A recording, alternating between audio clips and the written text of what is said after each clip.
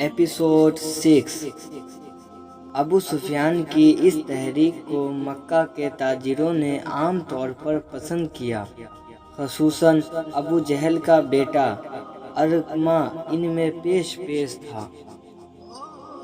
یہ بات طے ہوتے ہی 50,000 دینار فی الفل ابو سفیان کے حوالے کر دیے گئے کہ جس طرح چاہے انہیں جنگی مصارف میں لے آئے۔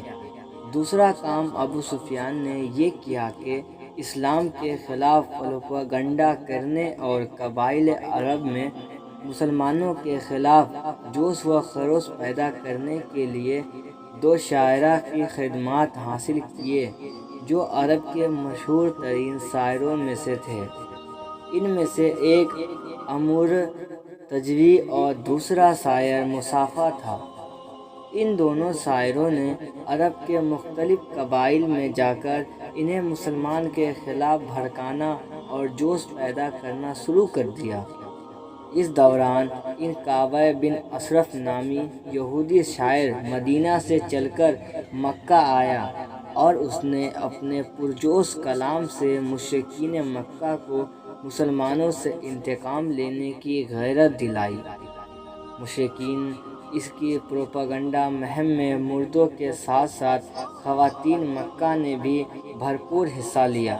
اس خواتین میں ہندو جوزا ابو سفیان، حکیم جوزا عکرمہ، ابو جہل، فاطمہ بنت ولید، ریطہ جوزا عمر بن عاص اور خناس والدہ موعص بن زبیر سب سے آگے تھی۔ ان خواتین نے طعنہ و تشنیع کے تیر چلا کے مشرکین مکہ کے دلوں میں مسلمان کے خلاف زہر بھر دیا اور ان کے جوش انتقام میں اضافے کا باعث ہوئی۔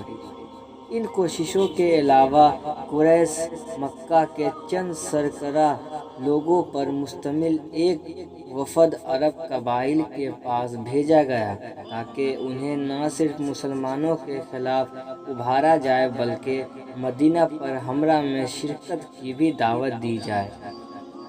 اس وفد میں درجہ ذیل خاص افراد شامل تھے: عمر بن عاص، مصافہ بن عبد مناف، حبر بن ابی دہب۔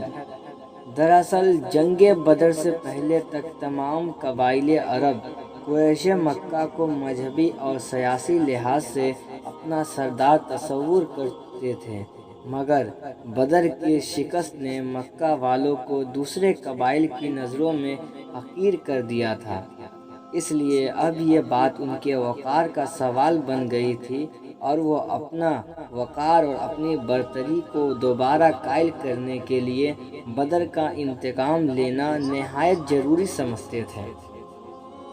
اپنے اس مقصد کو حاصل کرنے کے لیے آخری سہ 3 ہجری مطابق مارچ سہ 625 عیسوی کو ابو سفیان بڑی تیاریوں اور بڑے ساز و سامان کے ساتھ 3000 کا عظیم شان لشکر لے کر مکہ سے نکلا۔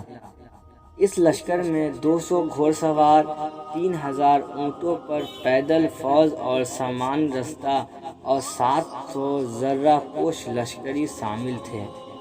اس لشکر میں 15 اونٹوں پر اعماریوں میں مکہ کے معزز گھرانوں کی خواتین کا ایک دستہ بھی تھا۔ یہ خواتین اس لیے ساتھ جا رہی تھیں کہ میدان جنگ میں وہ جذبہ اعشار پڑھ کر مردوں میں غیرت پیدا کرے اور ان کے قدم جمائے رکھے۔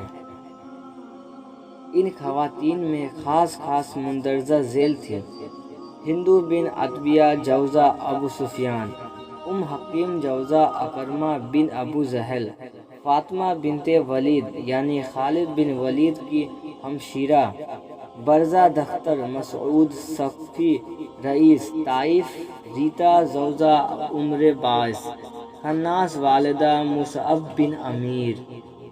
مکہ میں ایک رئیس زبیر بن مطعم کے پاس ایک حبشی نژاد غلام تھا، اس کا نام وحشی تھا۔